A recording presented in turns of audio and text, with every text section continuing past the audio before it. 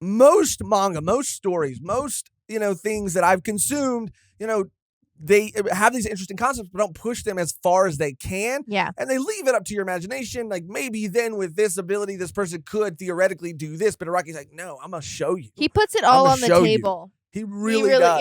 Yeah. And it really pays gets off. The most out of it. Yeah, it pays off every time. Hello, and welcome back to another episode of Volume 1's Bizarre Adventure. Today, we are going to be covering the back half of Part 3. We watched the anime again, so this is going to cover episodes 25, sorry, 25 through 48. Today, my name is Josh Polnareff Michaels, and I am joined by... Mehgan Mariah Perrine. I almost said Carrie. For my last name. Perrine. Mariah Carey Perrine. Yeah. Thank you guys for tuning into another episode. Before we get started today, once again, we have to shout out Van, a member of our community who provided 98% of this cosplay. Yeah. It wouldn't be possible without you. Thank you so much for your support. Shout out to you, Van. We love you. We appreciate you. Thank you so much. And shout out to everybody for just being here, supporting, watching, and listening. Yeah. So, if you haven't seen our first video, you can watch that. There will be a link somewhere above me to check that out. But today we're covering the back half. We're covering the arrival, the gang's arrival in Egypt and everything that follows after leading up to the climactic fight with Dio. Sure. Mehgan has thoughts. Before I guess we go through beat by beat and talk more about the stand battles in detail, which again, when it comes to reviewing this series, I mean, I feel like the best way to do it. Because again, it's a lot of that in the second half. Not that that's not great. Like, there are fights and battles and moments and stands that are amazing. But when you have so many, and that is the episodic, formulaic nature of the part, some are just going to be better than others. But, now that we've completed Part 3, we completed it. Mehgan, what are your thoughts on just the story and the part as a whole, and even Part 3, the second half?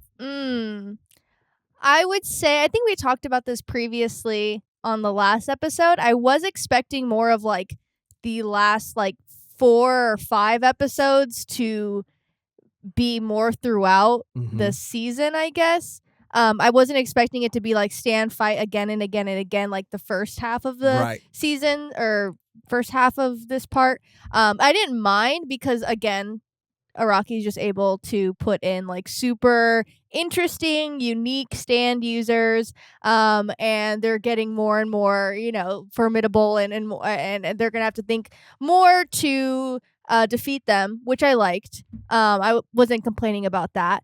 But again, I mean, this is probably gonna be super controversial, but the Dio fight, I just wanted more. Right. Like, it just felt like I was like, this is what has been built up to. And I felt like even like there was Abdal and Iggy, like that was emotional, I would say. Not as emotional as it could have been if they didn't kill him off and then actually kill him off. But that was emotional. But, Kakyoin, it was sad. And also Jonathan, it was sad. But it just felt Joseph. I always mess it up.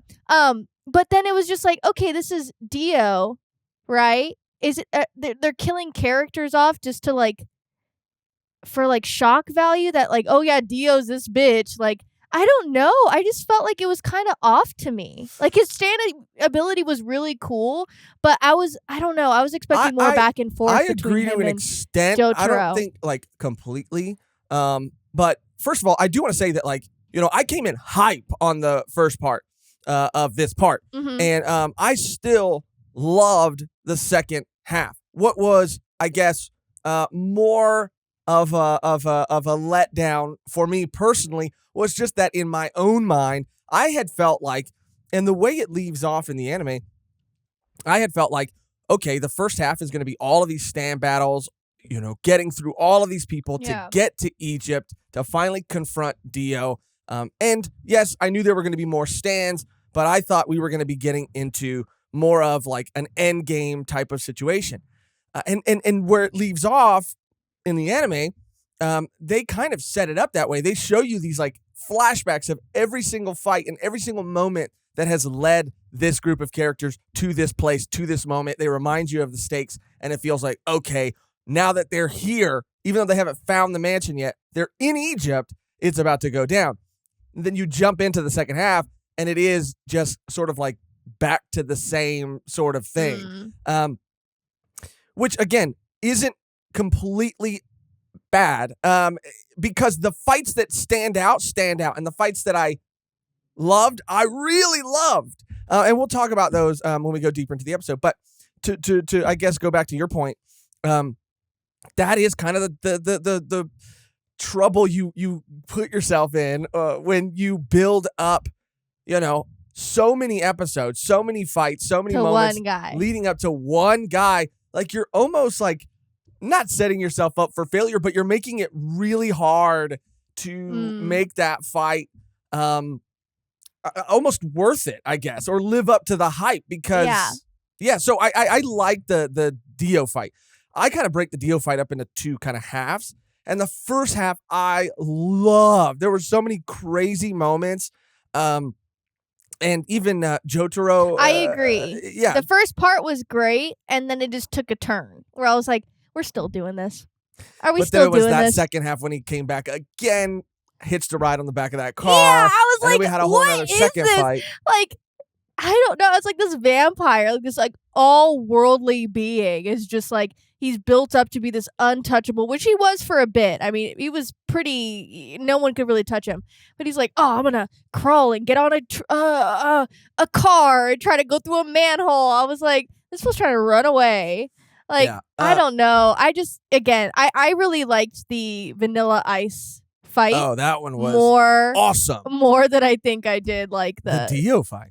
I think so. Wow. It was just so much more. It's just feel like you like said, build up. Like, Yeah, we're building up to it this was the moment. build-up. And so your expectations are high because the show has been telling you, the story has been telling you that they should be. I will say that I was watching some of the OVA fight with Dio and Jotaro, and that one was leaps and bounds. Yeah, we saw clips. Like, we saw the entire anime, and we would bounce back and forth just to look at the manga to see, make sure everything was sort of like on a similar track. But the clips we saw of the OVA were incredible. The fluidity, it looks great. The choreography. Yeah. Like, even I think something about that old animation aesthetic sort of lends itself even more to the feeling of JoJo. Like, do I think that this, I think it's David Productions or whatever, does a great job of capturing the aesthetic of JoJo? Absolutely. But something about like seeing it in that older style was like, and again, the animation just, honestly, the animation felt a little bit better, which is crazy. Well, that's what was crazy. It didn't rely on that, like, the world time stop, 5 times. Or it's like the world, and he's like, I'm the world, and I can stop everything. Oh, you can move a little bit, and then it stops, and then it go back to the world. Like, in the OVA, it was just like boom, boom, boom, boom. Like, Jotaro's like throwing punches, like they're going back and forth. Like, I wanted more of a back and forth. I felt like it was just like either Jotaro was getting on Dio or Dio was getting on Jotaro. I just feel like there was no equal amount of like, and I think back and forth. What like, that comes down to, I feel like personally, I think that probably reads way better. That fight probably reads way better in the manga, because in the anime, it is sort of the pacing of it that in the adaptation that we watched, the David Productions adaptation, kind of felt like it slowed things down. It gave us this intensity with Dio and his speed at which he was like moving through this city to take out, Joseph and Jotaro. And every time he used the world, that intensity, that buildup, that speed, that, just energy just came to a screeching halt, and he would just, it would almost take the momentum of the fight to a screeching halt too.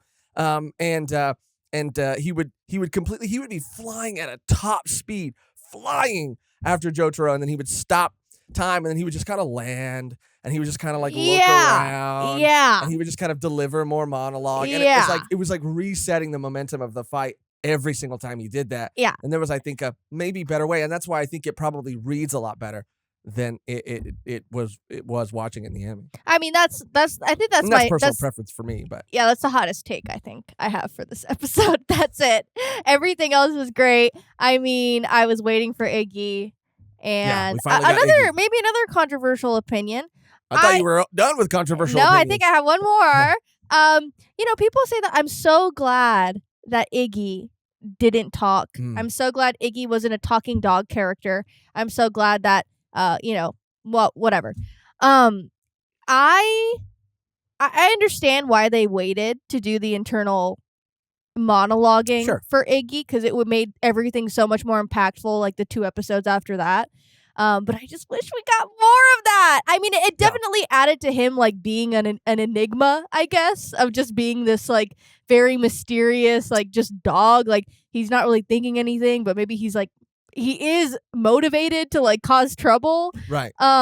But yeah, I would have loved more of that. I don't know. Maybe it's like one more episode, but that episode is probably the highlight. I would have liked to hear that internal monologue throughout. Like if I were to say I had a personal preference, it would have been that, maybe everybody else, Kakyoin, Jotaro, Joseph, Polnareff, Avdol, they couldn't hear him. No one could hear them. But I would have liked maybe if he would have had an internal monologue that we could have heard for longer than just that one episode.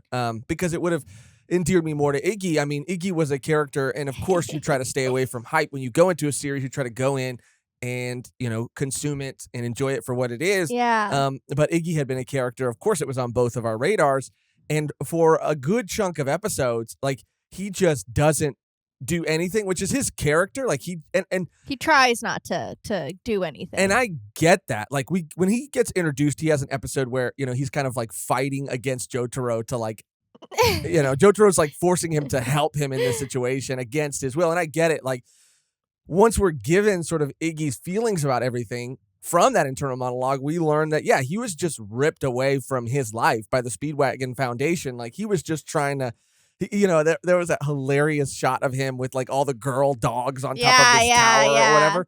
And he was just trying to live his life. He has no connection or interest or, there's nothing tying him to Dio or Stans. Like he was just trying to do whatever he was trying to do. And then his life was sort of taken away from him. So of course he wouldn't want to help. But I feel like, I would have gotten that more or enjoyed it more if he would have been like saying those snarky things in his head from the beginning. And Iraqi, look, like after watching that interview, which I kind of want to go back and watch because I stopped the interview when he started talking about parts we hadn't seen yet. But as we continue to go forward, I want to keep listening to that interview to hear what he says about these other parts, because he himself had said that he was figuring it out and he was making this big change in this part. And so I think, this part has a lot of moments that, aren't great, but you can tell that Iraqi's really just trying things here. He's trying a lot of things. And so I do give him so much credit for that. Some of them work, a lot of them work, but the ones that don't. And it was like, not just that Iggy thing, which is a personal preference for sure, but it was the Avdol thing. It was the, maybe second half of the Dio fight, which is also just very shonen, I feel like. Oh, yeah. And there were some other moments too, but you can tell Iraqi loves this guy, Polnareff. Yeah. Polnareff, I think. He said, I do not want to kill him. He is living. He was living. The star of, I feel like, part 3 in its entirety. It was like him and, I mean, that's the thing. I would maybe say like Polnareff. I always say Polnareff. Jotaro, obviously. Jotaro, obviously, is like number 2. But and they're Joseph. Really yeah, and Joseph, yeah. It is weird, too. Like it's so hard to choose, but Polnareff is just so hilarious. And he's just he has so many, like, actually, like, emotional moments, right. I feel. I don't know if Iraqi is trying to endear us to all of these characters, and he feels like maybe there's too many of them to give them each their moment. So it is kind of interesting that he gives us that fake out Avdol death, which essentially, like, leaves us without Avdol for a while to focus more on Polnareff and Kakyoin and Joseph and Jotaro. But I think mostly maybe Polnareff and Kakyoin, and maybe even Kakyoin, because then he comes back, and shortly after he comes back, it's like, oh, Kakyoin gets in a very bad accident, or his eyes. he gets injured very badly and has to go to the hospital. So it's like, yeah, Avdol had to go away for a while, and now Kakyoin has to go away for a while. Just to balance it out, just to make it fair. But Polnareff didn't go anywhere the whole time. And he had so many episodes and so many stand battles that he was like the center of. Yeah, he was great. He was great. And, it's exciting because the end of this season, like, we see who lives. And we know that usually if a person lives at the end of an arc, like, we're going to see them again. So I'm super excited to see Polnareff again. Oh, yeah. Yeah. And I will say this, you were talking about the Kakyoin death and the Avdol death and the Iggy death, which I agree that the Avdol death did not hit as hard as it would have if he hadn't died once before. It was so sudden. That is kind of, honestly, how I felt about all of them except for Iggy. Yeah, Iggy's was a little like, damn, like he got a little moment, because Polnareff was kind of like, he had a whole flashback. Which, exactly. And and so did Kakyoin, but, there is an argument to be made that, the speed at which they were taken out could maybe make you feel Dio's power even more, his strength even more, his viciousness even more. But I don't know why. Like, I had been with these characters for so many episodes, so many adventures, so many battles, that when they had their final moments, like, it felt a little rushed. Like, it felt like it all happened a little too fast. Except with Iggy, for whatever reason. Like, Iggy did have like a really cool, solid moment in send-off. Because I think it was like that was I don't know. I mean, definitely his 2 episodes where it was him solo. Highlight. I loved it. Those episodes were some of the, oh my God, that was making me laugh. It was making me sweat. It was making me like tear up. Like, they were great. They were so great. Animal fight. Like, let's go.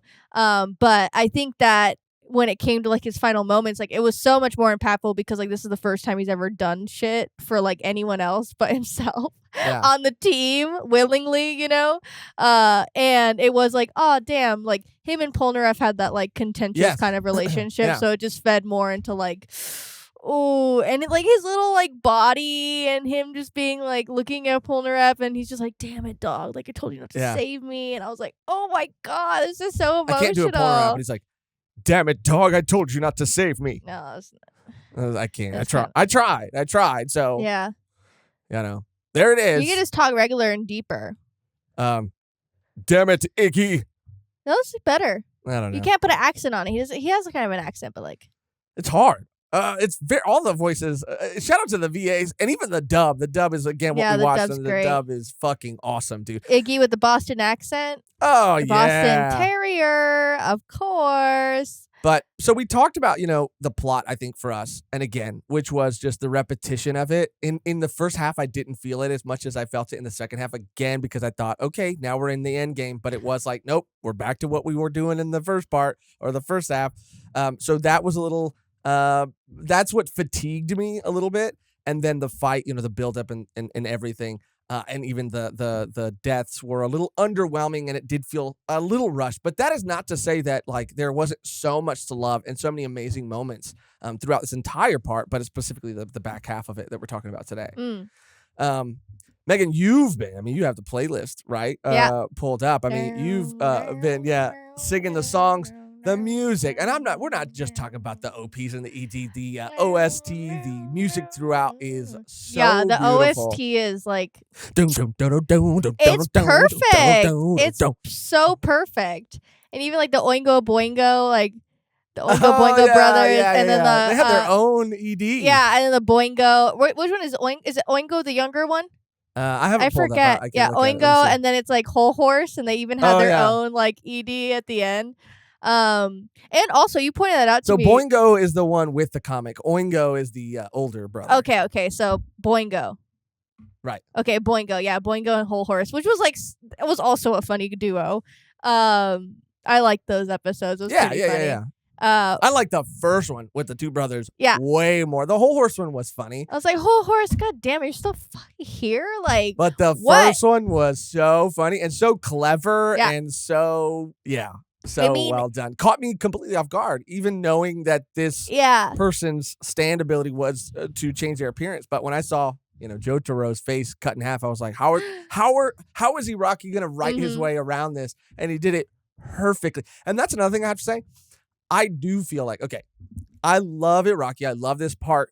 And my love for JoJo was ignited at the beginning of part 3. That's really where it happened. I do feel like for whatever reason, there's a couple times in this part where Iraqi tries again, in the same part. And most of the time, I always feel like he nailed it the first time. What do you mean tries again? And there was no need for him to do it again. So, for example, the Oingo Boingo fight. I feel like this was done so perfectly and in such a clever way that it could have been left there. Boingo didn't need to come back with whole horse and them to have their whole moment, because even though it was funny, and I did enjoy it, I just don't feel like their way around some of the predictions was as clever as it was the first time. I feel like Iraqi really nailed it the first time. So that was one. And then the second one, and there was another one, but the second one was Darby with the Darby brothers. The first Darby interaction, because it's not really a fight. It's a gambling match, or a poker match. Like the first Darby brother, that first encounter was so good. And I found myself so hooked and intrigued and on the edge of my seat from a gambling poker match. And I don't even fuck with poker like that. Yeah, it was you haven't seen Kakiguri, but it was kind of like that where everything is at stake. Right. They don't gamble with souls, but they could use body parts. They could use crazy amounts of money. Damn. You're my slave pretty much if you lose this game. Crazy. But I mean, that one was amazing. It was making me laugh. It was making me sweat. Like I said, it was, damn, how is he going to get out of this? How are they going to get out of this?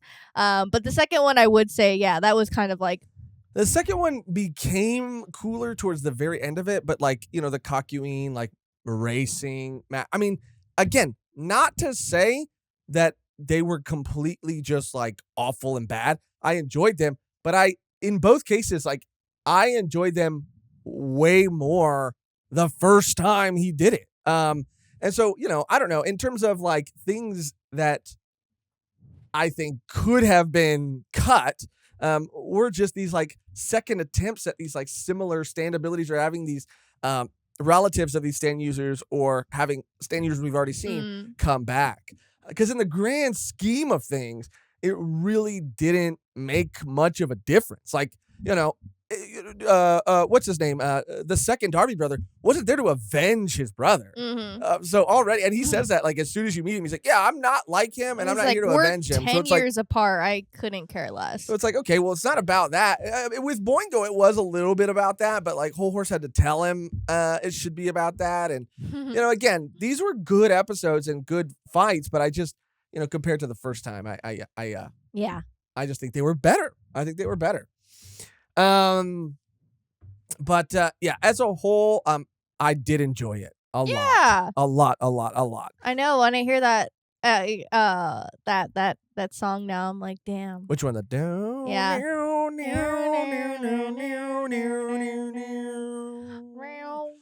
So good.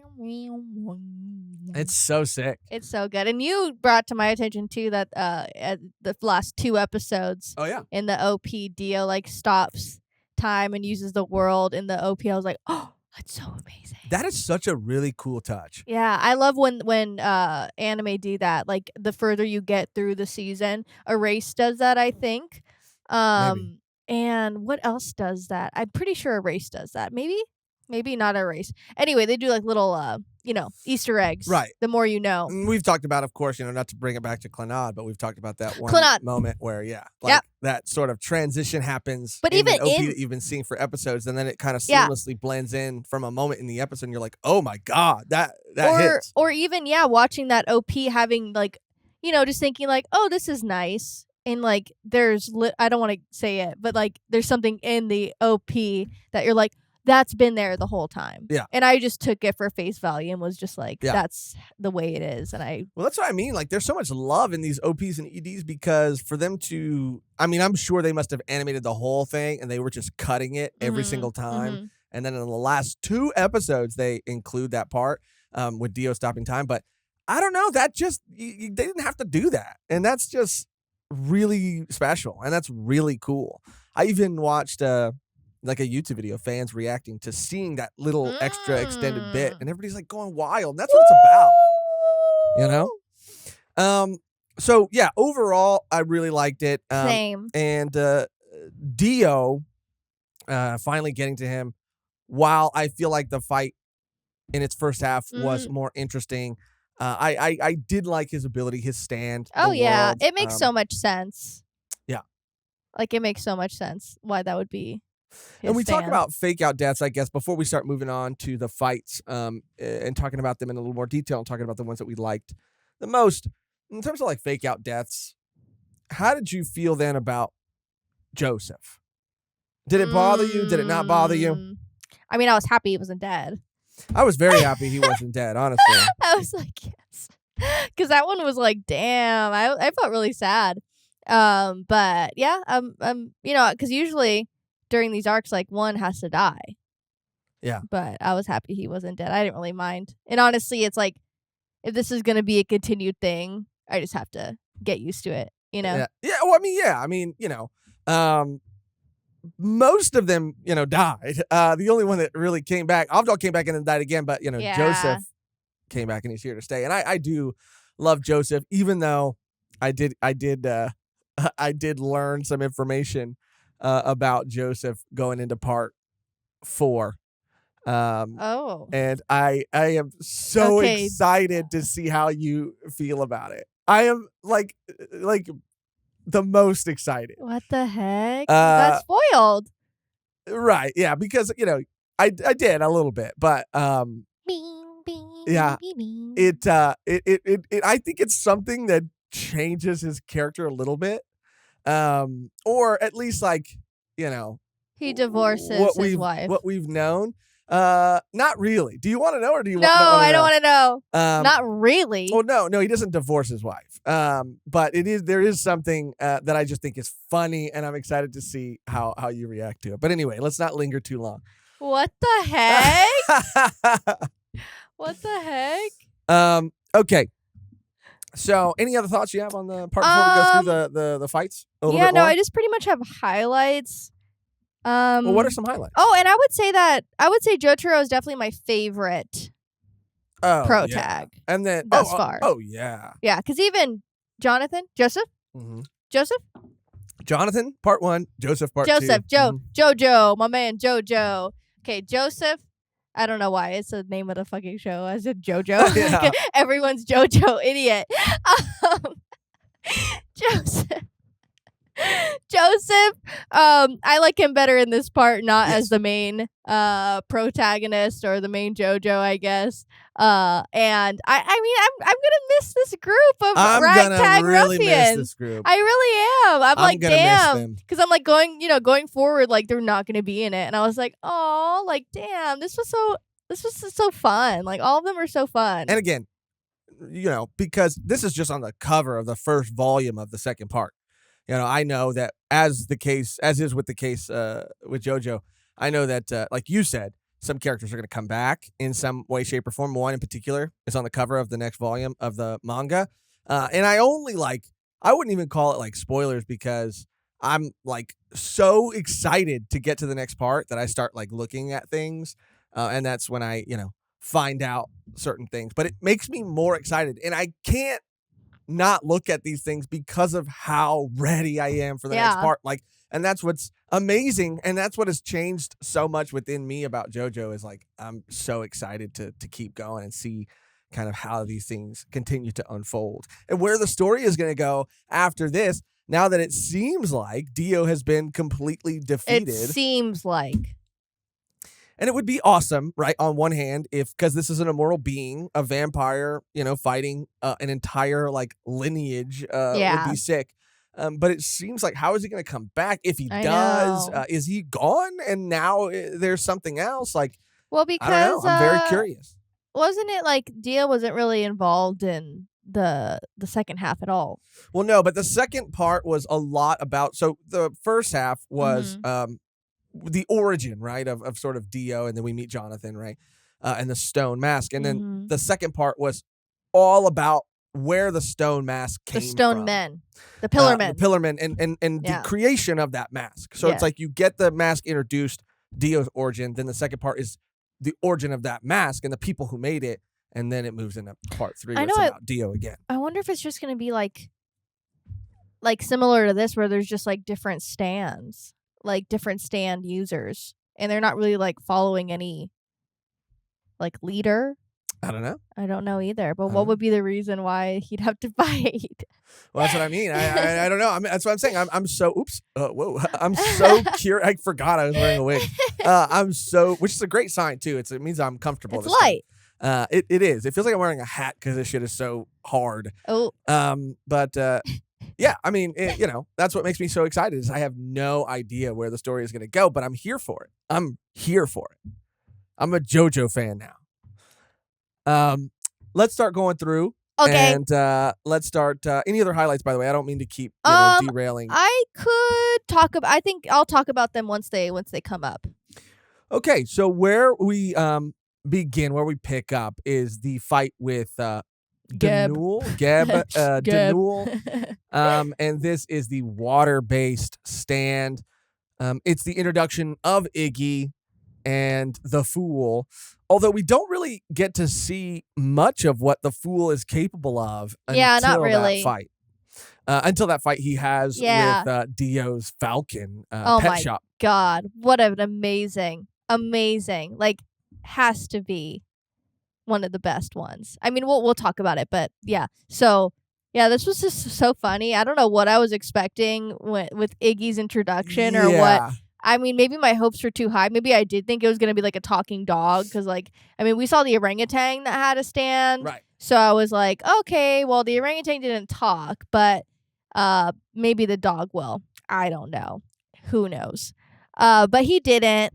But he's hilarious. He like so specific, like coffee chewing gum. And like, he's farting on Polnareff. He's farting on everyone, yeah. You know, pulling out hair. It could be like, whatever, like, what's the term? Lowbrow or whatever humor, but I was fucking dying, dude. Yeah, I was like, hilarious. This shit is hilarious, dude. Give me a good fart. And I'm on the floor, dude, laughing. Give me a good fart. Yeah, it was hilarious. Yeah, he was great. And yeah, again, I think the OP. We do get an OP that is a different OP now, and gears are a big part of it, and we find out why. And I really liked that. I like that. That's not too. I think in your face. It's a little subtle. The gears. Well, because you would think like, okay, time, like they're running against the clock to save Holly. Yeah. It fooled me. And then when I saw the gears again, I was like, oh, the gears are turning. My gears are turning. But yeah, so Gab or Nadul was a fun fight. I enjoyed it a lot just for the dynamic of like Iggy and Jotaro, forcing Iggy against his will to help him in this fight. Yeah. But what's funny is like I think here is when Iraqi was like, okay, I don't know. We were talking to somebody who was a fan of JoJo, and they were talking about the stands and this part. We told them that we were on this part. And they had said that, it's around this time where, Iraqi must have realized. I mean, I don't know what his sort of game plan was, but, he had the tarot cards. Yeah. Right. And then he's like, okay, well, I'm out of tarot cards, but I have so many other stands that I want to introduce. So what am I going to do? And then he finds another sort of system and device that they are all named after. And so this is the guy who tells him all that. Like this guy in his final moments just, spills the beans and tells them all of this information, exposits all of this information before his death. Overall, it was a fun fight. It was a cool fight. I wouldn't say one of my favorites, but it was the introduction of Iggy, so it has a soft spot in my heart because of that. Yeah, definitely. He was so hilarious. I mean, like, at the end of it too, he gives back Jotaro's hat. Very cute. Very cute. Yeah, very cute. When he realizes, like, oh yeah, this guy can beat the shit out of me. Yeah, dude. I need to. And that's why he's such a gray, like, character. He's just like, I'll do things to benefit me. Like, I really couldn't give a shit about anyone else. Yeah, he's like, good grief, you stupid dog. Yeah. Then we move on to the Oingo Boingo fight, which was a highlight fight for me. Boingo, brother. Yeah. I love that song. I really liked this, and again, it was because of the payoff. I mean, it's even on the wiki that we're looking at right now. Boingo's photo is that panel from his future telling comic of Jotaro's face being split in half. Yeah, like, that was so clever to me. I did not see that coming. That it was going to be that, like, Oingo had transformed into him. Yeah, for fear of, like, being caught planting a bomb, transformed into Jotaro. All that shit was so funny. And in the car, that little, he's like pulling her. He's like, "Hey, show me that trick that you Bro, could do." I could not tell if they were fucking with him, or that's just how they or interact. Or just Polnareff was so oblivious. That's just how they interact. Jotaro, show me that trick with the cigarettes that you do. It was so funny. It was so good. And he's like, oh, damn. He's like, I have to take a shit. He's like, pull over the car. He's like, wow, his stomach really hurts, I guess. Yeah. But yeah, this duo just reminded me. I mean, it looked like freaking Momoto child and book user combo. That's what it felt like to me. But it was so fun. The result of them just, like, getting the shit beat out of them was so great. And I would say, like, this is definitely one of the best fights out of all. Because it wasn't really, like, even a fight. It was just, like, a race against time to, like, try to... Because the predictions are a scary thing, and they're sort of happening, I love the way that they even happen, because it starts with them in, like, a, bar, tea shop, kind of place. And, he's trying to give them poison. And, you just see sort of the events weave, like, closer and farther away from the prediction, but constantly coming, like, moving closer to it, moving farther from it. And it is like, oh, is it going to happen? Is it not going to happen? Is it going to happen? Is it not? And then it does. And so you think, like, oh, okay, this is how that's going to work. And then the whole runaround of, like, teasing you through that whole car ride. Like, is it going to happen? Is it not going to happen? Is it going to happen? I mean, it really was just a really cool way of, like, using this ability, and the fact that they are a team too was really cool. They're brothers. They work together. We've seen Whole Horse work with, like, Hangman before, but, like, I do like the team aspect of it as well. This was a highlight for me too, not just because of that, and of course because of the ED. It was just, like, so fun. And then they redid it, and that's, again, the love. They redid it for Whole Horse and gave, like, Whole Horse, like, animated a Whole Horse in in the song Oingo's place. Yeah, it was great. It was great. Then we move on to the Anubis fight. I just like how he looks. So sick.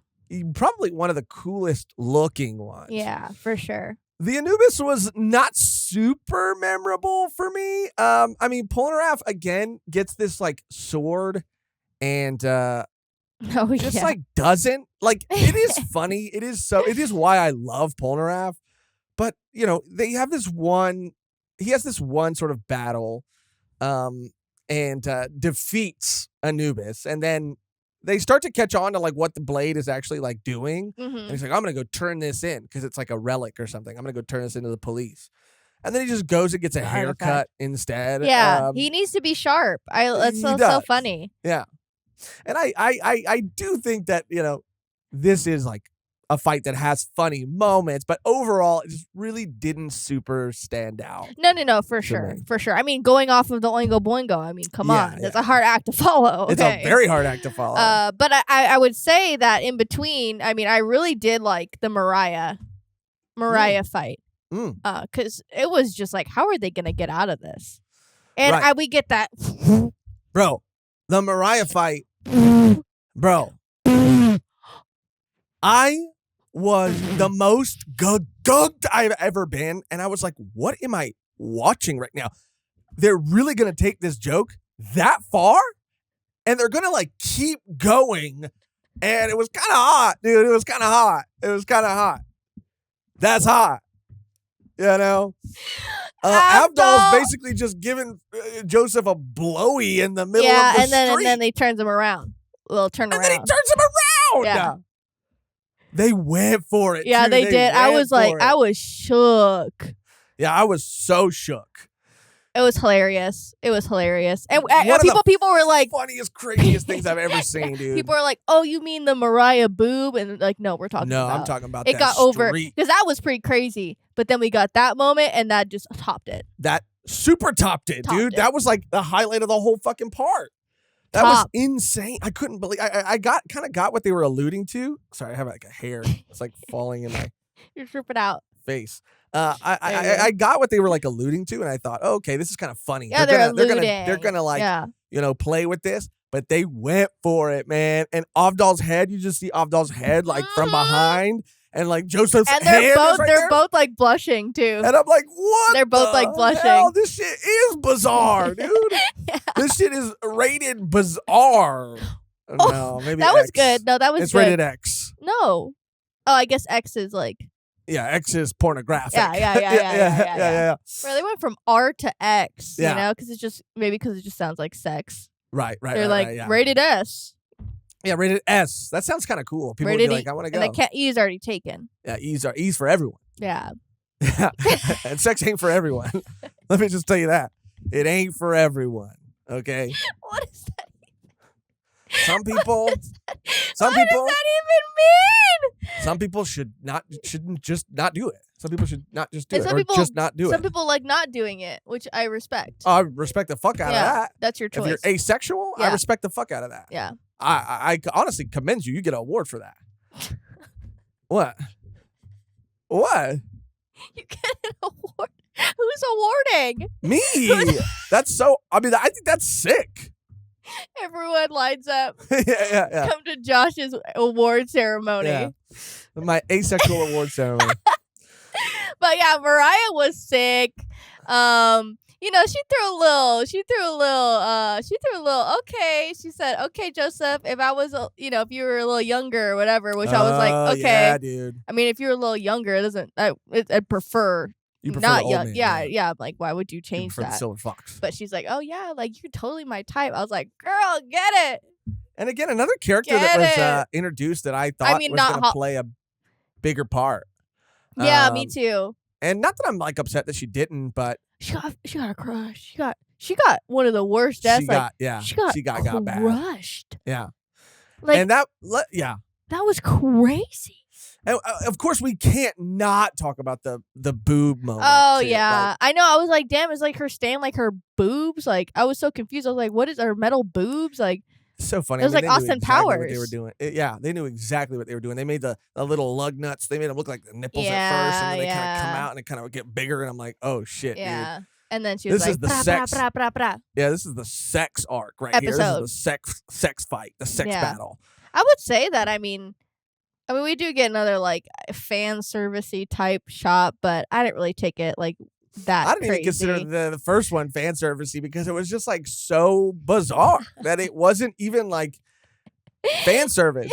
Like if you're getting horny watching that, then that honestly, you're goofy, dude. That's You're goofy.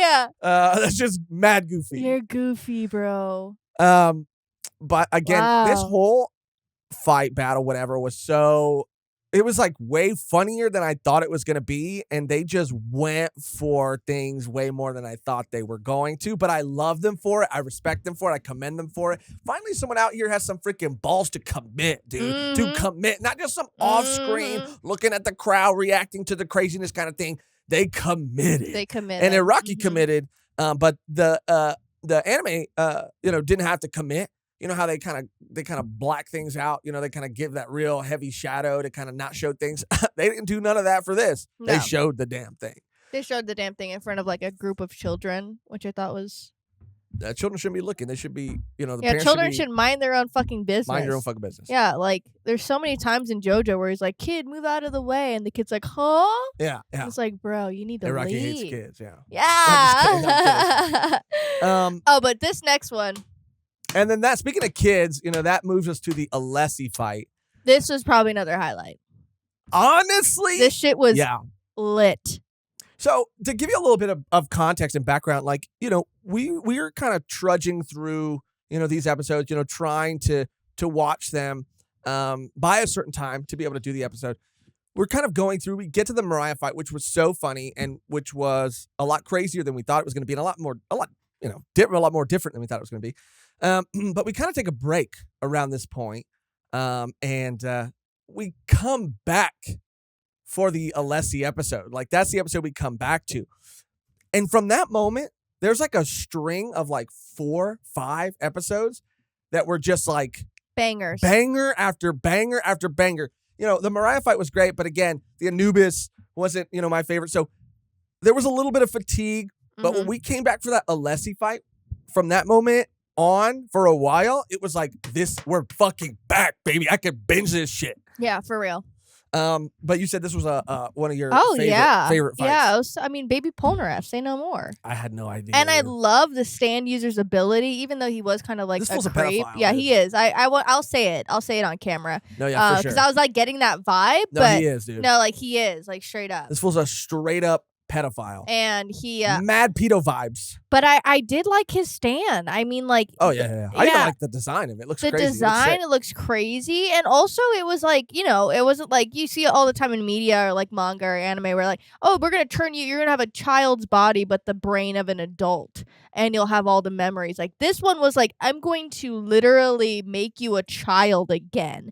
And you're going to like all the things that you've lived in your life, you're gonna forget them because you never lived them. You never did any of those things at this age. You never experienced any of that. And I was like, oh my God, that makes so much sense. And I don't think I've ever seen that depicted in that way.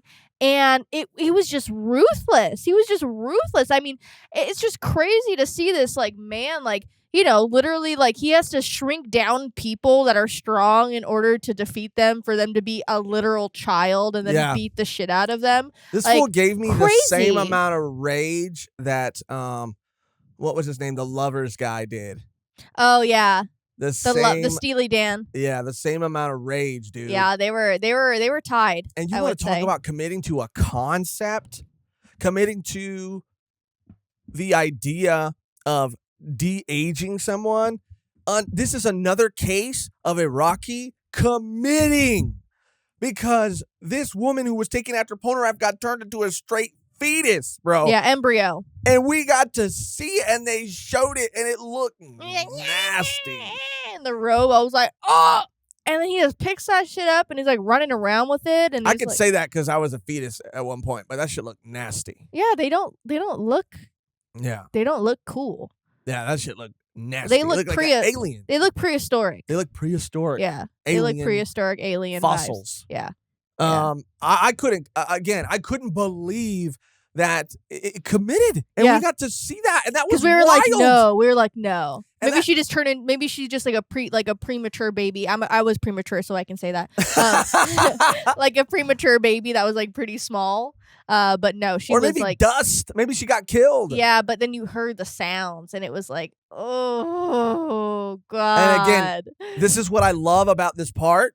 This is what I love about Iraqi. He's really pushing it. He's saying, okay, if this is most manga, most stories, most, things that I've consumed, they have these interesting concepts, but don't push them as far as they can. Yeah. And they leave it up to your imagination. Like, maybe then with this ability, this person could theoretically do this. But Iraqi's like, no, I'm going to show you. He puts it all on the table. He really does. Yeah. And it really pays gets off. The most out of it. Yeah, it pays off every time. That's what I love about these fights. Like, some of them are like, better than others, but he really does just commit to those. He commits to the abilities and takes it away. And like you said, I would say then that's when the best moments are. When he fully commits to something, that's when it's at its best. Mm-hmm. Not tiptoeing or dancing around it, like taking it as far as he possibly can. And that's what I fucking loved about this too. Mm-hmm. This was also an extremely disturbing. Seeing that little Polnareff wee-wee. I didn't want to see that. Yeah. I didn't want to see that. It was disturbing. I just found it so funny because baby wiener walking around. What I liked about it is because, like, again, we always see We've seen it in a popular anime that we didn't really like that all that much.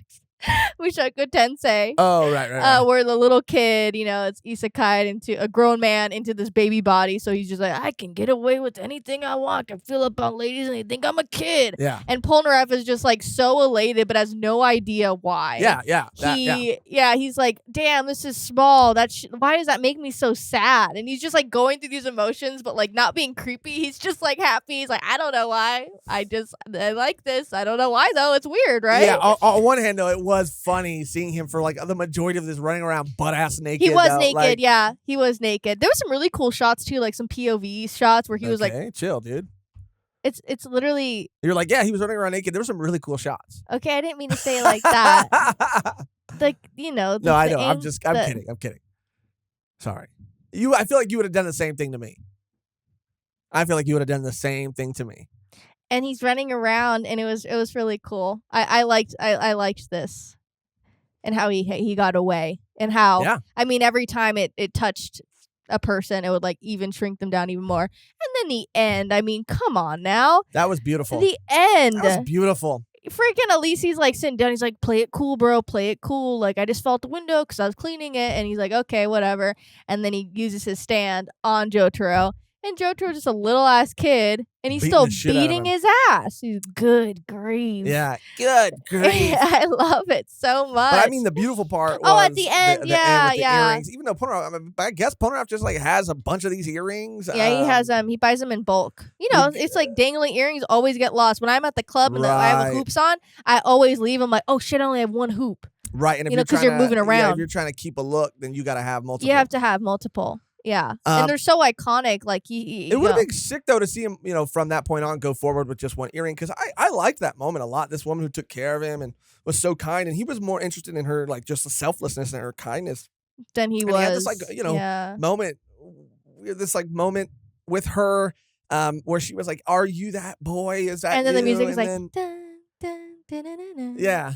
Another great piece I love of that. music. I love that. I think it's like I forgot what the song's called. And then the next episode, freaking Iggy's pissing and farting in Polnareff's face. He's got 2 earrings. I'm like, damn. Yeah, that was a great moment though. I really enjoyed that ending. That was like the sweetest ending I think we've gotten thus far. Yeah, for sure. And Polnareff deserves it after that whole. Oh yeah.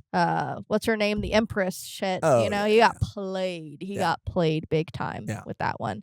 But yeah, highlight for sure. Attaboy. Yeah. Then we move on to the first Darby brother, which again was another highlight for me. I mean, we're on a roll for a while here. The first Darby brother fight, I just, it wasn't a fight. It wasn't about physical power. It was about, using your mind to cheat or to outsmart or to get away with, defeating your opponent. And I didn't think I was gonna like it. It was I felt it being set up, and I was like, I was like, good grief, here we go. But I was like enthralled. Yeah, dude. I was enthralled. I mean, at this point on, I would say that it was just like moving, just because like after Elise, they finally get a clear picture of the place where Dio's staying, but in Cairo, and no one knows. I mean, there's so many buildings, and like no one knows where this place is at. And then Darby's like, "I can show you if you bet your soul." And that was pretty crazy. That was pretty crazy. I think it was hilarious. Polnareff was the first one. The poker chips were very funny. It would make sense. And even how it started, with Polnareff who got played, and then Joseph who went in and was playing the surface pressure coin game. And then Jotaro with that crazy bluff at the end. Oh my God. I was laughing. Shit was so perfect. It was great. Because he just kept bluffing as hard as he possibly could. And everybody's he just freaking out. Yeah, they're like, I guess he knows. He was just like mentally messing with him. Like, he had to have used a stand, but if he used a stand, I would have seen it. There's no way. Like, did he do something? Did you do something? To the point of like, he's de-aging, dude. Or he's aging. Sorry, yeah. His hair's like getting white. And I just love Jotaro's just smart-ass responses. And he's just smoking a cigarette. And he's like, you went to go get a drink? Like, when did that happen? Yeah. Oh, it's so funny. And he's just debating, like, should I call? Like, I'll put... he can't even call because he's like... Yeah. He's like, I'll put Avdol, do me a favor, let me bet your soul, and I'll bet Kakyoin's soul, and while I'm at it, I'll bet my mom's soul. What? Yeah, I mean, I was like, yo, and then he sees his hand, and he's like, and Avdol freaks out. He's like, good grief! If I knew I had such a shit hand, I would have been a lot more like scared. I don't know, scared. Yeah, or whatever. it allowed him to just like be whatever happens. Because if he would have seen that, he would not have been. But this is what we talked about in the first part. Like Jotaro is actually really good at formulating a plan. And sticking, he's a Joestar. Sticking to it. Yeah, I mean Joseph. We talked about being a little too over the top with his plans, a little too intricate. But with his they plans. worked. Most of them worked. Sure, most of them worked. Yeah. Sure. Jotaro's just I love how calm, cool, and collected he is like 95% of the time, and how he plays that and uses that to his advantage to sort of just freak out everybody else around him. It's fake it till you make it. Whether he's bluffing or not, like. It's so hard to tell with him because or he just believes, so fucking cool. Yeah. Or he just believes it'll work out. Yeah. He's just like, I might as well. I'm in this position. Like, might as well just like, put it all in. But yeah, that was a great end. Yeah, great. So sick. And I love the payoff of Avdol seeing everybody seeing the hand. Yeah. And they're being like, are you fucking crazy, dude? It's like, it worked out, Then we move on to the pet shop fight. Yeah. With Iggy. Bro, this bird was so funny. And I loved how you had I'm so happy the bird didn't have an inner monologue because it just felt like he felt like a force of nature. Yes. And he was just vengeance in like physical form. And he was vengeance. Yeah. And he was just so amazing. And I just felt so much more for Iggy in these 2 episodes than I had because he was just like, like a sidekick character. I was like, wow, Iggy's like finally stepping up. And we get to see him, defend a young boy before himself. He could have just walked away. He's got a soft spot for dog lovers. Yeah, and it was just so amazing. And it was like literally it had everything. It had like the fight sequences were so good. Him calculating a plan, him like getting his arm ripped off, it had stakes. It had stakes. Was getting wrecked, dude.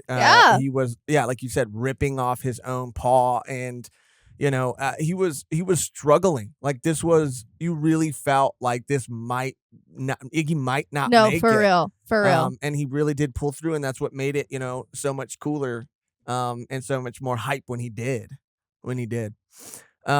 Yeah, this was incredible, dude. And I love what you said about the Falcon not talking. Like, that was so amazing. And of course, like, Iggy's there in this interaction or in this altercation in the first place because, he's off doing his own thing and he's the one that does stumble across Dio's lair, where Dio is at. And this is also designed to make us feel more connected to Iggy, but it's also, of course, designed to make us, to give Iggy a motivation for wanting to be a part of the fight going forward. And Iggy really needed that. Iggy did not have that. It didn't feel like super forced, but it also didn't feel super like natural either. But Iggy did need a reason. Like he did need a reason. And I thought this was a good reason and a fun reason, and I liked watching him get there. And I thought this was great. Like we said in the beginning, I just wish we would have gotten more of these inner monologues throughout. Yeah, we're still on a roll, dude. Where I started to get a little fatigued is coming up, and that was with the second they finally Darby make it. Younger. They finally make it inside, and they come across the second Darby brother, who, from a character design point, and I'll say that about Mariah, I'll say that about Alessi Stan, so many Anubis, like character designs are so sick. I don't know what was going on with Boingo, but he looked kind of funny.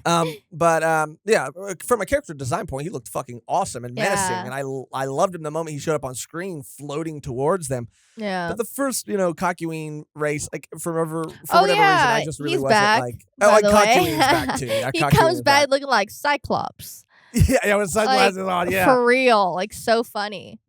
The first, it was cool, like seeing Kakyoin back again, and I love Kakyoin.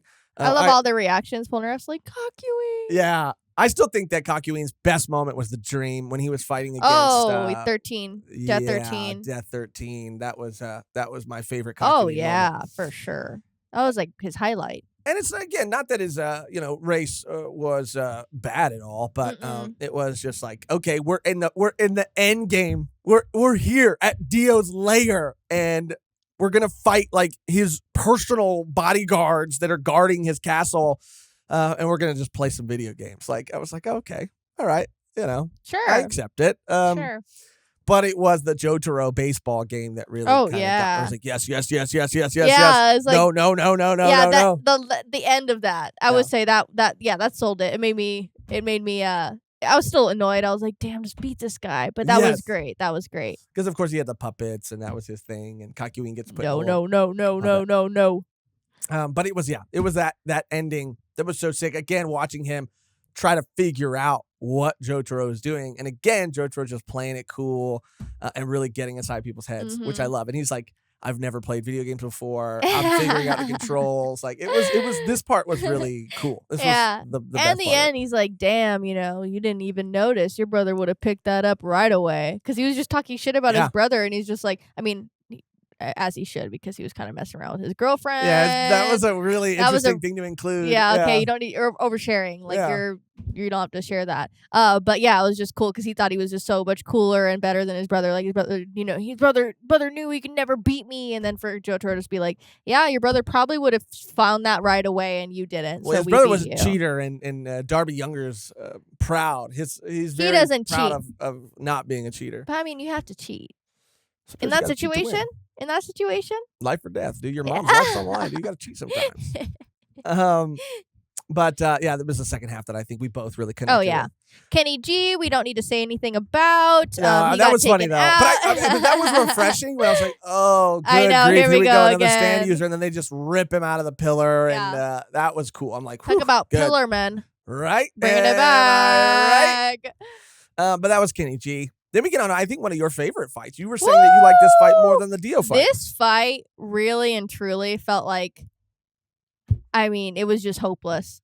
Like, this stand ability and user is, like, so creepy, so scary, and I just feel like it could do anything. Vanilla Ice. And, like, getting sucked into the void? Like, what? Yeah, this was crazy. Like, what?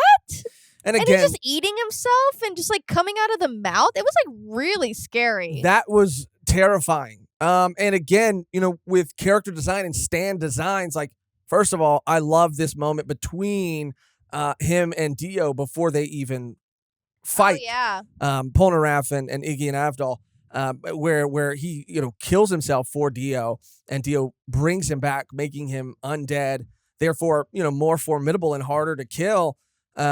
And just, showing his loyalty, his literal, I'll do anything for you loyalty towards Dio. And again, like, his own character design, his stance design, like, were so great and so terrifying. Mm-hmm. And that was like the cherry on top to this, like, insane ability and incredible fight. Yeah. Incredible fight. My one critique, and if, it's a personal preference, but was just Avdol's sacrifice.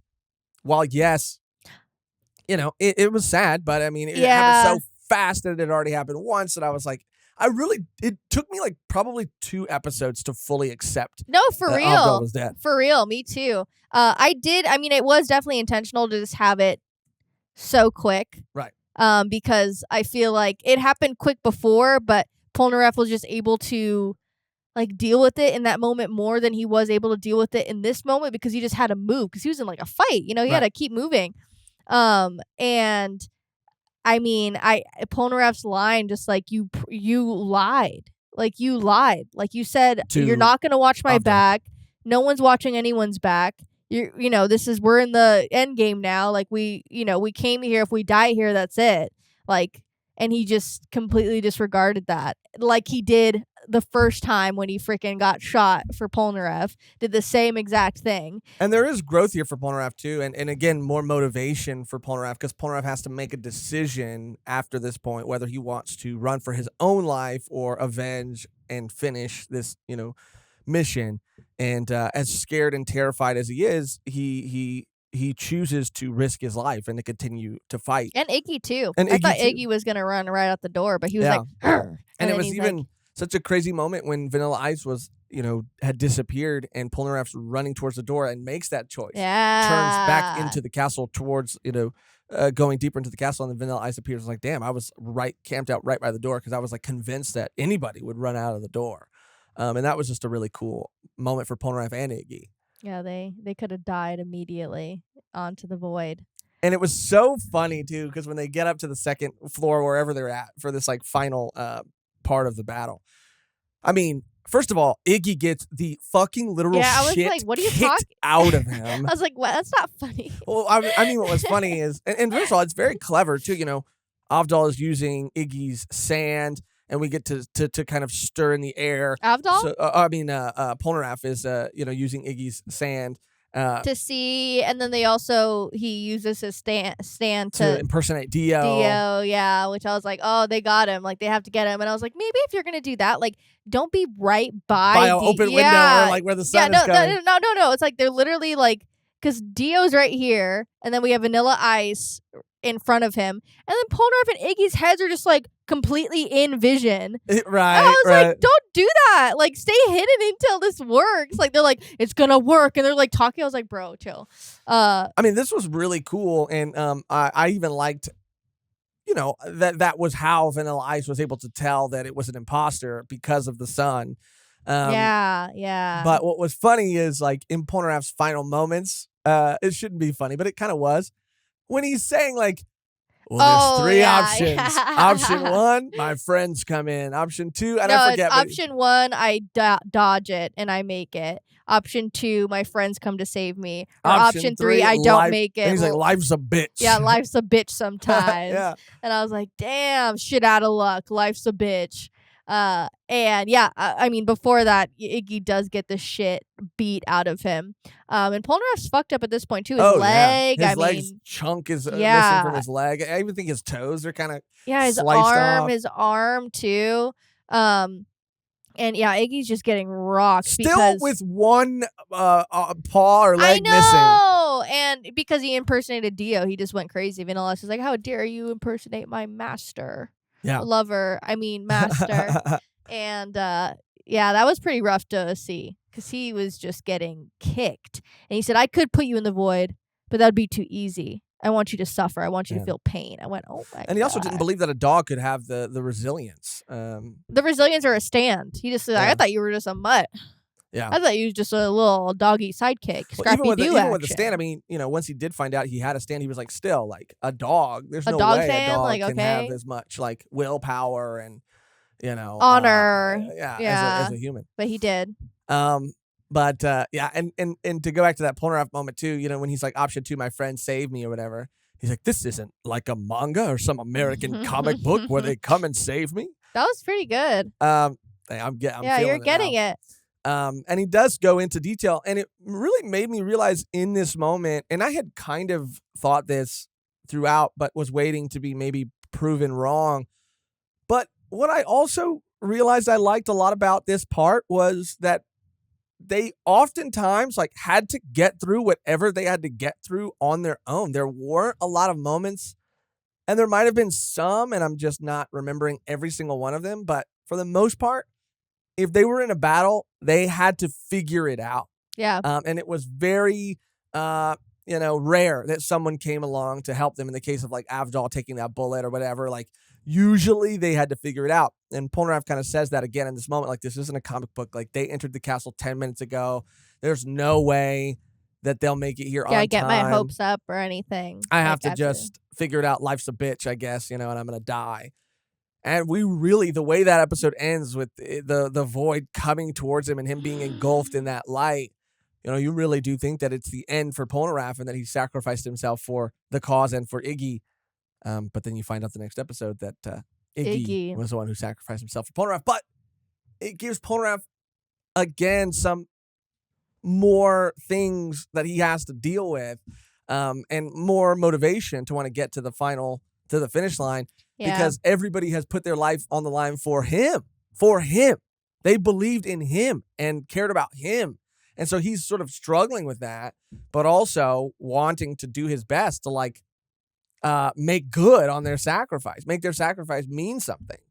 And so Iraqi just puts Polnareff through so much emotionally. I think it's his favorite character because Jotaro doesn't really have these like struggles. Joseph doesn't really have these same struggles. I saw a comment on the Last Train Home ED, and it said like this hits even harder when you realize that like Jotaro never saw anyone else but his grandpa like get killed. Oh wow! And I was like, Polnareff's seen like 2 people get killed. Yeah. And Jotaro didn't see any of them except for his grandpa who didn't die. He didn't say Kakuin. Like, it was like, shit. You know? It's crazy. It is crazy. Yeah, all dying for, like, I mean, to kill Dio, but also, like, to help his mom, you know? Yeah. We should mention just really briefly that there is a moment right around this point. Maybe it's a little bit before, a little bit after, but right around this point where we do get to see Suzy Q for a bit. And oh, yeah. There's that whole moment with her where, she's been being lied to and not really fully informed on everything that's happening.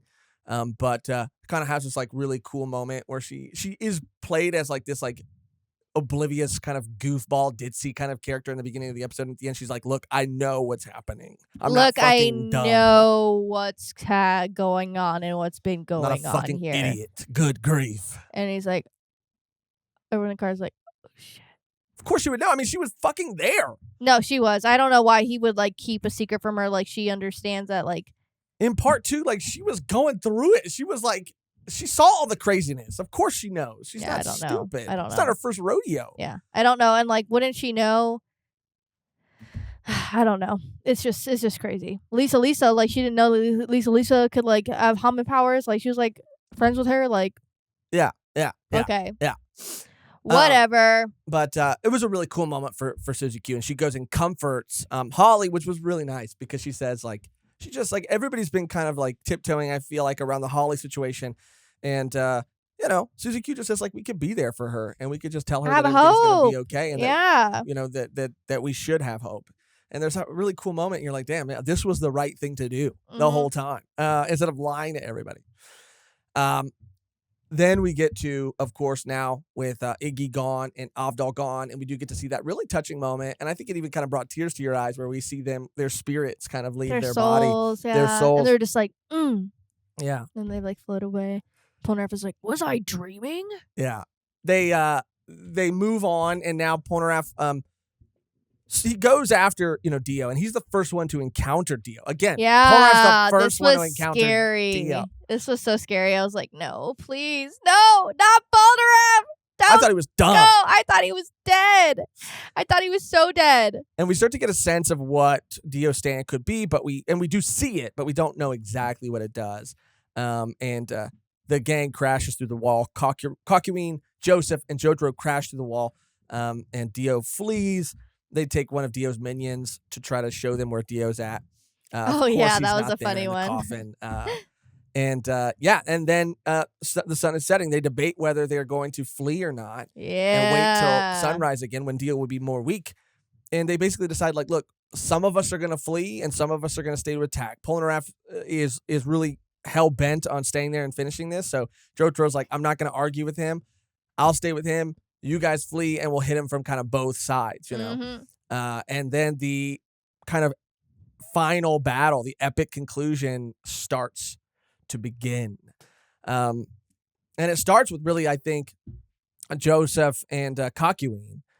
And we get this crazy moment with like a politician in the car. Where which that was really cool. He's like a senator or something. Yeah. And Dio's just making him do stuff for him. He's like, I can't drive.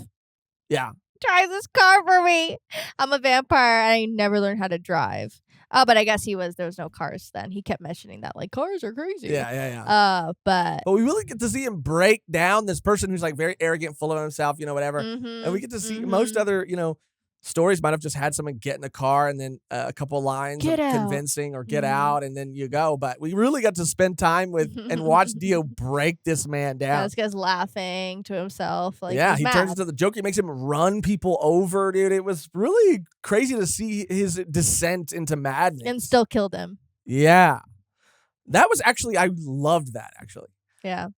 And of course, we get the Kakuin, Joseph sort of square off on the rooftops. And we see Hierophant Green create this spider web to try to figure out what's going on.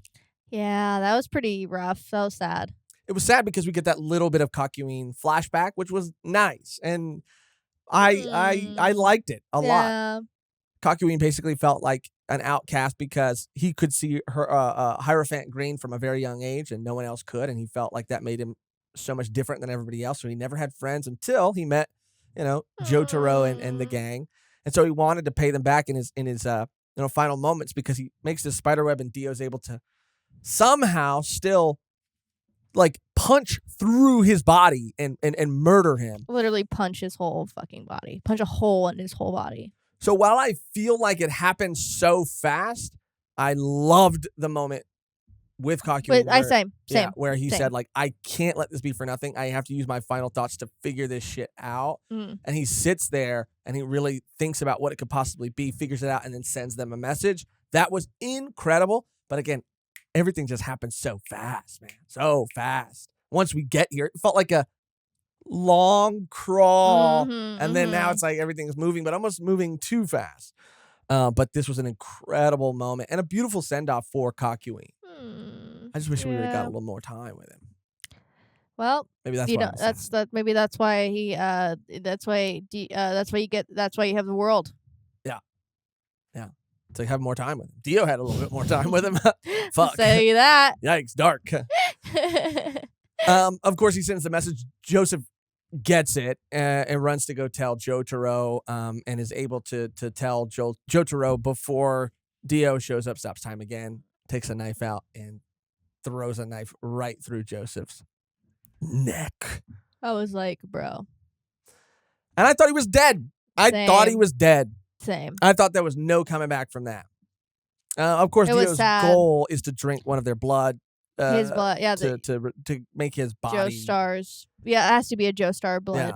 Yeah. But yeah, it was so emotional. He's just like, he's like literally stabbed to death, and he's like, Jotaro, please run, like run away, like go. And I was like, yeah, it was really sad, and then we get to see his spirit kind of leave, and that was another emotional moment.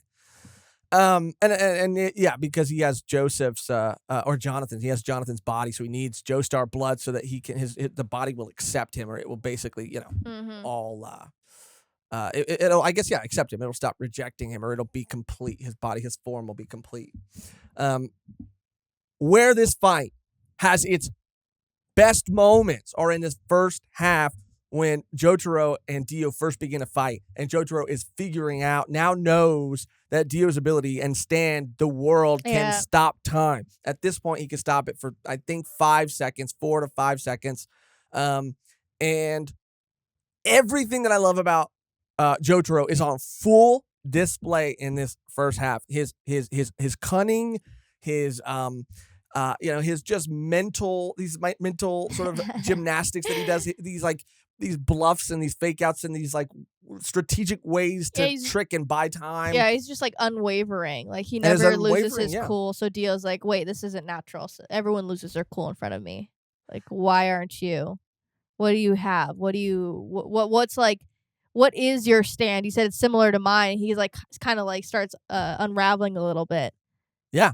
And they know that they see a similarity, so they go toe to toe.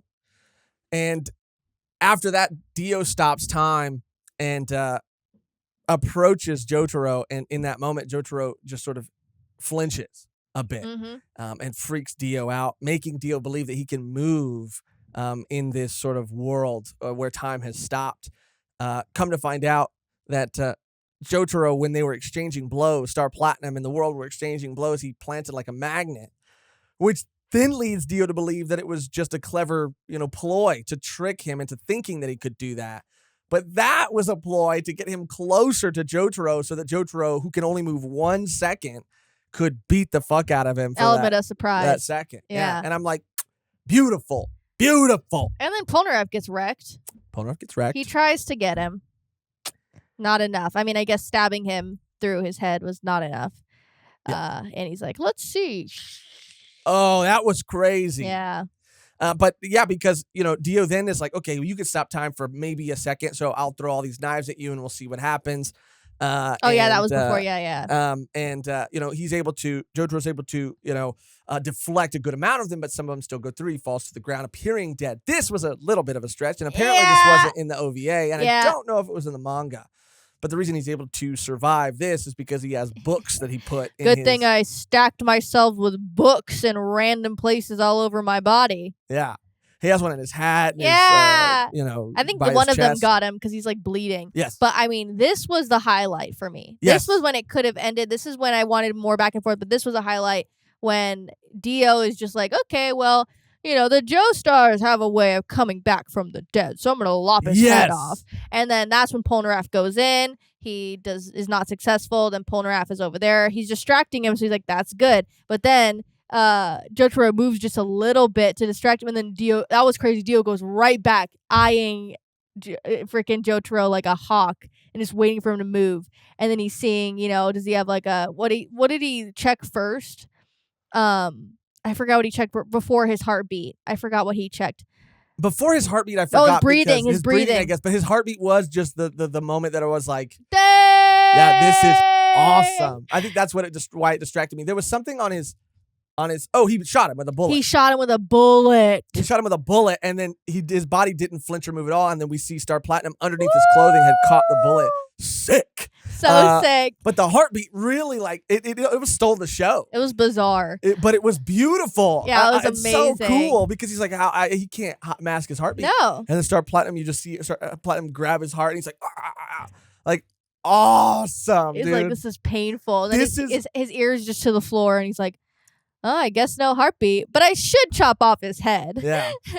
This was like the peak of this battle. Yeah, it was. All of this was incredible and kind of like worth the buildup. It was just the aftermath that was just like, damn, like this part was so cool. It didn't need to be longer, but that was amazing. Yeah. And then of course when he goes to chop off his head, he's like, he has to stop it, and they continue to fight. And Jotaro is again trying to figure out how to get a grasp of this time stopping ability and how to stop it, and is able to hone this ability, and is able to get a blow in on Dio. I believe cracking through his skull. Yeah, Through his skull, so much so that it like paralyzes Dio. Dio loses like all motor function from the waist down. And he's like, gotta go. And then he's like listening for a car. Apparently, they give the music is playing. It's like you think this is it. You think this is it. You think you got him. You think he's got him. And apparently Dio was listening for a car the whole time. Stops time, grabs the car, starts it again, and goes away. But his whole thing was like, I was leading you back. Yes, and I was like, okay, that was pretty cool. I thought he was just trying to run away, but maybe it was like, haha, that was my plan all along. Right. Idiot. But in Dio's case, I probably believe that. Right. Because he had to get to that body. And then, to Joseph's body, he drinks Joseph's blood, then has this like final form moment, which was cool. But again, I don't know, man. Maybe I'm biased, but that first half was just so sick. Amazing. Yeah. And then the second half, now that they both have their powered up forms. Then they kind of go back and forth. And then like the what is it? I forget what it's called. The flattener, like he's under the flattener and he's trying to like. Oh, right. Yeah, that part was pretty cool too. Yeah. I mean, the fight was cool. But again, after seeing clips of the OVA just looked way. He's throwing like crazy buses at him, like the destruction, like all of it was just looked way sicker. Yeah. I want to go back and watch that for sure. But with Joseph's blood, now Dio's able to stop time for upwards of 10 seconds. Jotaro's really going up. Figure out this move, so he's like kind of counting down, and we're probably like forgetting like small moments in this fight, but essentially what happens is that Jotaro starts counting or like activates time because he doesn't know exactly how many seconds Dio has. So I think he says at 9 seconds is when he activates, his time stopping ability.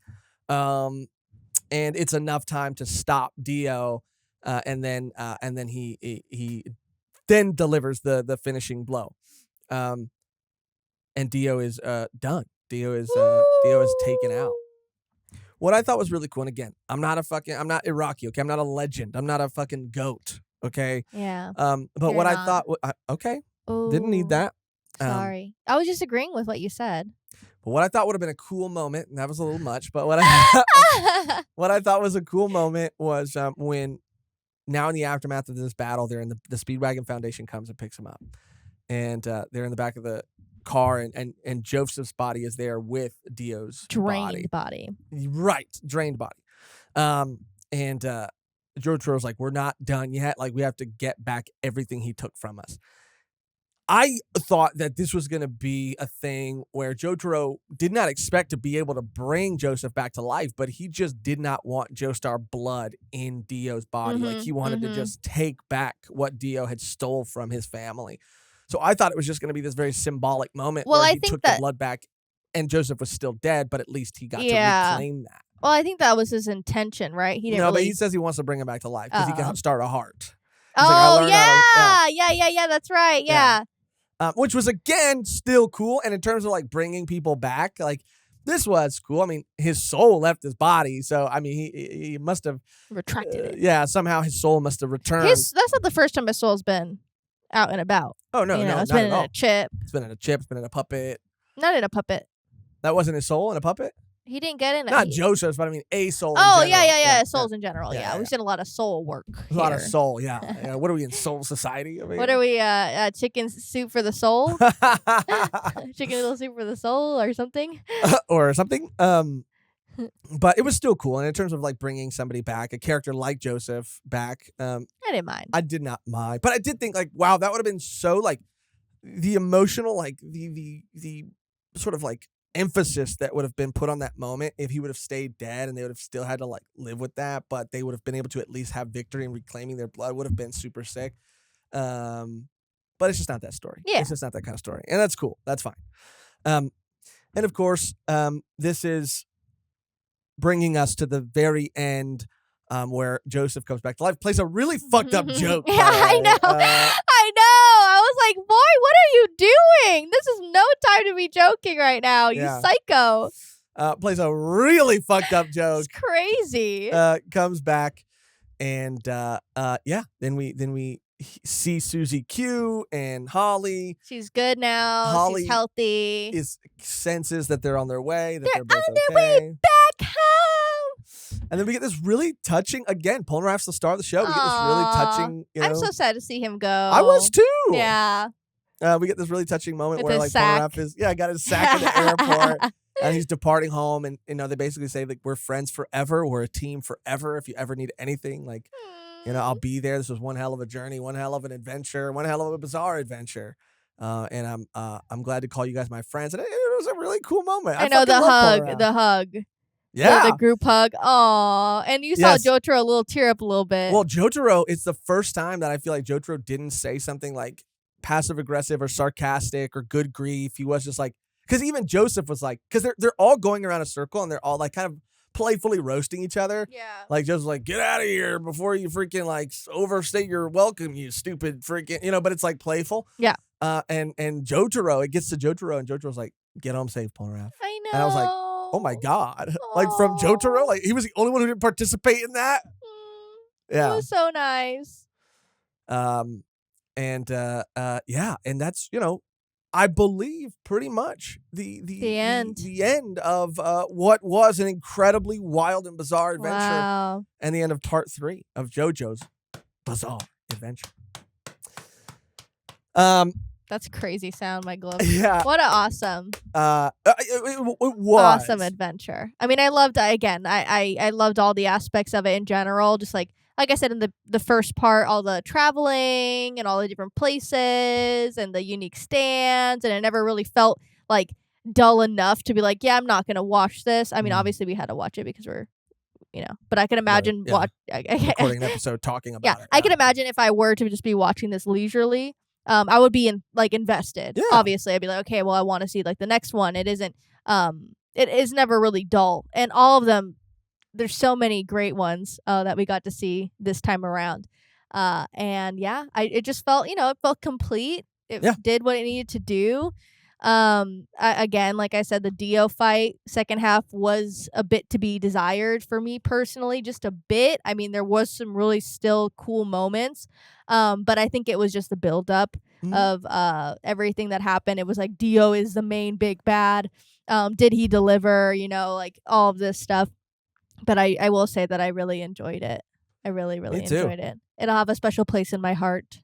It will always have a special place in my heart too, because this part was the part that I really came around to JoJo and felt like I started to understand it. And I give mad props to Iraqi for everything we covered in the first episode. Him taking this chance in the first place and really completely getting rid of this power system that he had set up in the first two parts and switching over to something called stands that are incredibly unique and allow him to be completely free to do whatever he wants to do. I also did appreciate the different locations and getting to see the different places around the world and cultures. And I loved every character in this party that we were introduced to. I was in love with Joseph, which is a feat because I was really put off by him in part 2, but came around to really liking him a lot in part 3. And of course, Jotaro so far has been my favorite protagonist of the bunch. Like he is, just makes me laugh. He just makes me laugh. He is just so completely different, yet so completely just perfect in this world of absurdity, and bizarre things. He is this like straight man, this like guy who is just like no nonsense, sort of like, I don't know, cutting right through everything. And I just really enjoy him. And of course, Kakyoin was fantastic. Polnareff was fantastic. Iggy, by the end, I completely fell in love with, especially his heartbreaking, farewell. Avdol, yes, I did really like Avdol, but again, that's just going to always kind of tarnish my sort of idea or love of him, just that sort of fake out thing. But I still think he was like an amazing addition to the team. Yeah. This core group, I'm going to miss them too. I know. I had an absolute blast with part 3, and I'm interested to see where it's going to rank on my list compared to the other parts, because part 4 is a part that I think a lot of people do enjoy as well. So I wonder how I'm going to feel. Diamonds are unbreakable, or Diamond is unbreakable? Diamonds are unbreakable. Diamond are unbreakable. Yeah, and we get a new character who I love their design, by the way. I believe his name is Josuke. I love his design, and I'm excited to see how he fits into everything, what their new, like we said in the beginning of this episode, what their new sort of goal is going to be, what the new big bad is going to be. What is it about now? I don't know. Diamonds. Dio has been taken out, seemingly. Literally burnt to ash. So I don't know how he could come back. Oh yeah, there was that scene where they kind of like put him out in the open, and he kind of burned away, and then we saw all the like everybody, like a young Joseph. We saw Jonathan, and everything was kind of being released, and beautiful. Yeah, overall, it was a blast. It will forever be the part that won me over. Is it perfect? No. Does it have standout moments? Absolutely. But because of its formulaic nature, it also has some that are a little less memorable, but it is fine because most of them are great. It's a fun ride. And it's such really a fun ride. It is really, really fun. I had a great time, and I'm more excited than ever. Finally, it feels so good to be able to say that because of what I was going through at the end of part 2. But I am so excited to go forward and to start reading or watching part 4. And that's actually what I wanted to ask you guys too. We'll probably put a poll. We should remember. Hopefully we do. We've just when you're editing this, remember. Yeah, for sure. No, I will. That's a good idea. But yeah, hopefully I do. But yeah, we've been feeling a little overwhelmed. So I'm gonna try my best to remember. But just in case we don't, for whatever reason, on this video, leave a couple comments. First of all, about your opinions and thoughts and how you feel about part 3, and does it rank high or low in your list, but how you would like us to tackle certain parts going forward. I had a blast reading the first part. I enjoyed reading. The second part was where I started to kind of like go back and forth on whether I wanted to watch or read it. We watched all of part 3, but I've heard people say that there are some parts that are super fun to watch and other parts that are better to read. So in terms of part 4, if you've seen it, read it, or watched it, what would be, I guess, the preferred method, the preferred way to consume it? Yeah, okay. Reading it or watching it. Because I do know that there are parts later on that people say like, oh no, you should definitely read it instead of watching it. But is there anything else you want to add, Mehgan? No, I think that's it. Yeah, I'm gonna miss them now that it's over. I'm like, oh, We don't have to watch them anymore. And I'm so glad. And shout out to Mehgan again. And shout out to Van for sure for being able to allowing us to be able to do this in the first place. Yeah. But shout out to Mehgan for fucking styling this insane wig that defies gravity. I mean, it was so incredibly like daunting to even like attempt this, but she pulled it off. I think it looks fucking great. I'm so glad I got to cosplay and dress up as my favorite character. Well, Jotaro and Polnareff. I wanted to do my Iggy. 2 favorite characters. Yeah, you did. Yeah. I wanted to do Iggy, but next time there'll be another video, with Iggy, where we rank all of our all the parts, and I want it to be like really, really like cursed, like cursed. really The more cursed, the better. I'm not gonna do like like cute ears, like no, not a sexy top. Iggy. No, not a sexy Iggy. I want it to be full Iggy'd out. You want to be Iggy'd out. Yeah. But that's gonna do it for our review and discussion of part 3, the second half of part 3, but also the entirety of part 3. Wow. Like I said, let us know your thoughts on the part in the comments down below. Thank you for fucking being here. Thank you for fucking watching and listening. And like I say all the time, for rocking with us, for kicking it with us, for hanging out with us. We fucking love you guys. And speaking of love, before we go, we have to shout out, we have to thank our wonderful, beautiful, amazing Patreon and YouTube members. Guys, I mean, I'm feeling it now more than ever. Thank you. I mean, you guys, we can't do this shit without you. I mean, we can't. And it's hard. Literally. It's hard. It's hard.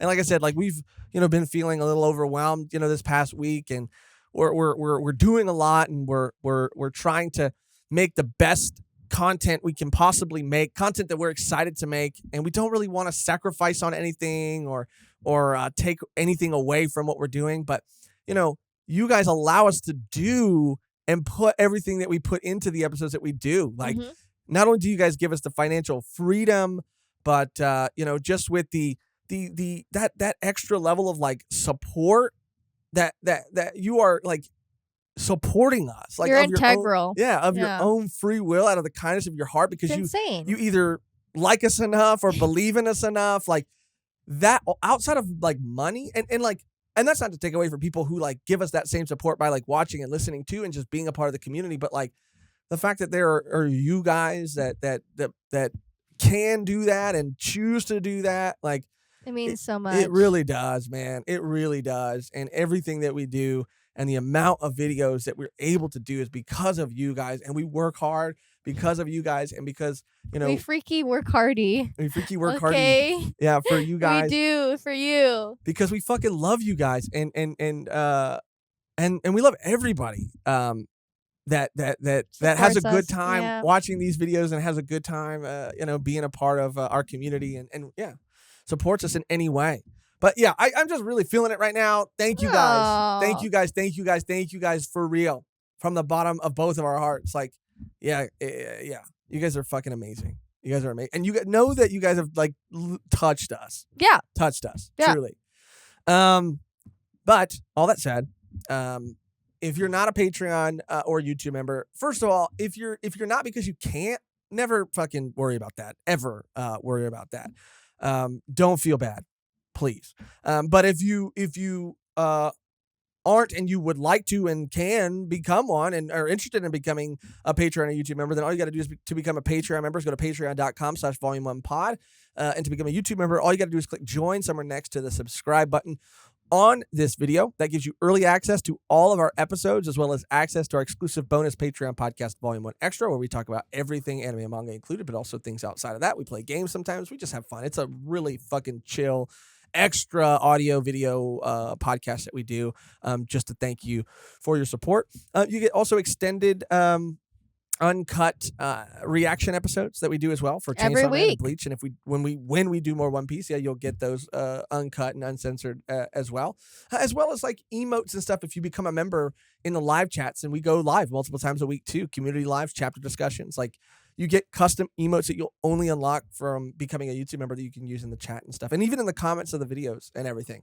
So, and you can get all of those things at our lowest tier. It's just about what you can give. You don't have to give a certain amount to unlock something else. Like whatever you can give gives you everything. So if you can, we just appreciate any and all support that you're able to give us, and it does help, and it does mean a lot to us.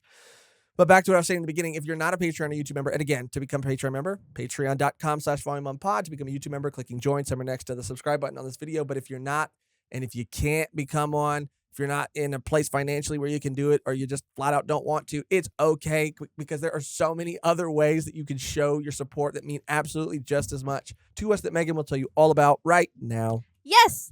If you spent all your money on coffee gum, don't worry about it. All you have to do to support us for absolutely free 99 is comment on any one of our videos, like, and even subscribe.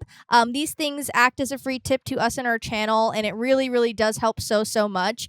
You can comment anything you want. You can comment a comment, an emoji, algorithm gang, and it really, really, truly helps us out so much. So if you can do that, that would be amazing. And if you want to show support, that is a way you can do it for free.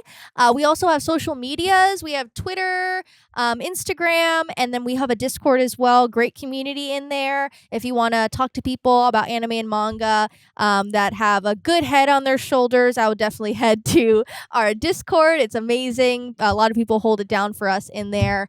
And if you are listening to this on audio platforms, if you could leave a review on any one of those platforms like Apple Music, Spotify, I think, right? I don't know if you can leave one on Spotify, but Apple Music for sure. Yeah, for sure Apple Podcast. It really does help us out too.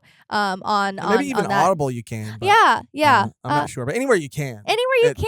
Helps. Yeah, thank you. But that's it for free. Yeah, all those ways are ways that you can support for absolutely free. Even if you're here all the way at the very end of the video for view duration, that shit fucking helps. Woo! And that shit means a world to us. It boosts us in the algorithm, sharing this with other JoJo fans. Yes, it helps so much. We love you guys, all of you guys, every single fucking one of you guys. That's going to do it for today's episode. The only thing left to do now is to get out of here on our outro that is always the same and never changes, which today, Mehgan, is... Oh my God. Oh my God. Oh my God. I love it. All right. Thank you for watching. Thank you for listening. Thank you for any and all ways you choose to show your support. And until next time, oh my God!